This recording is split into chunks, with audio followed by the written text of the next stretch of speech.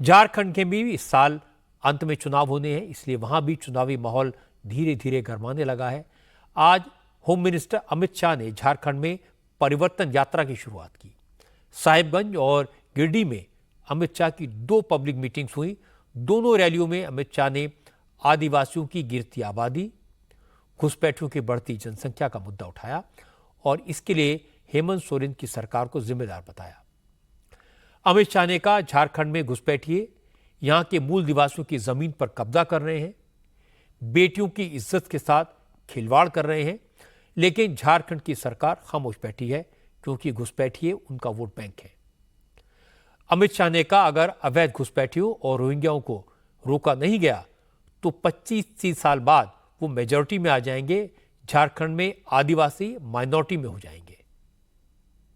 हमारे झारखंड में जिस प्रकार से घुसपैठ हो रही, अगर इसी प्रकार से चला तो 25-30 साल में एक घुसपैठिए यहां बहुमत में आ जाएंगे। आप चाहते हो क्या गिरिडीह घुसपैठियों से भर जाए?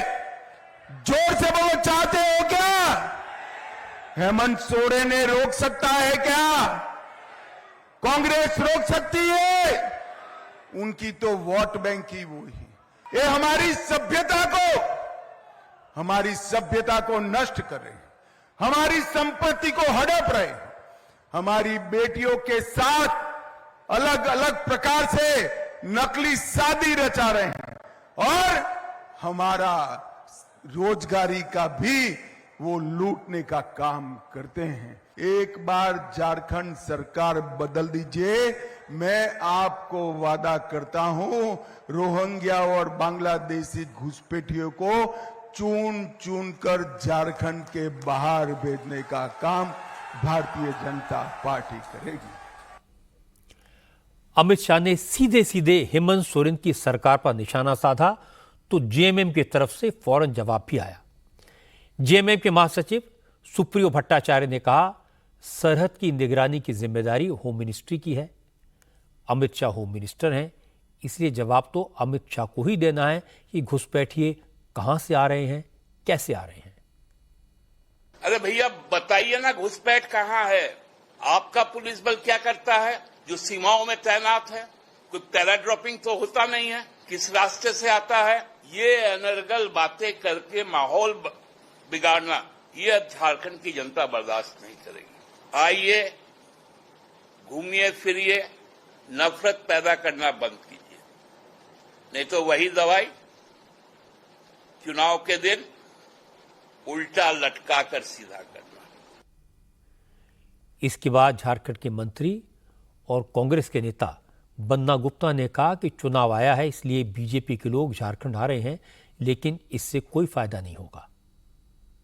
जब मंजिल करीब थी तो पांव फिसल गया इनका, जब मंजिल दूर है तो हाय तौबा कर रहे हैं। जब कोविड में इन लोगों को सेवा करके लोगों का दिल जीतना चाहिए था, तो उस समय ये सारे लोग जो है भारतीय जनता पार्टी के लोग उस समय जो है डर से चूहे के बिल में छुप गए थे।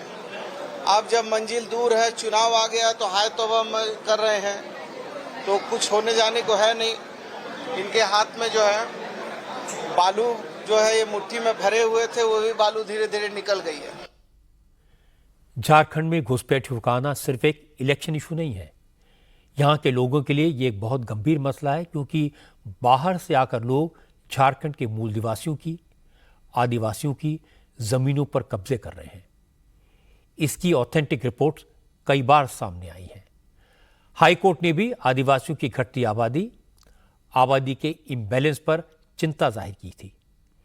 इसलिए हेमंत सोरेन को अमित शाह को जवाब देने के बजाय यह बताना चाहिए कि उन्होंने इस इशू को आइडेंटिफाई क्यों नहीं किया, उन्होंने आदिवासियों की इस परेशानी को क्यों नहीं समझा, उन्हें यह बताने और समझाने के लिए किसी को बाहर से आकर चेतावनी देने की जरूरत क्यों पड़ी।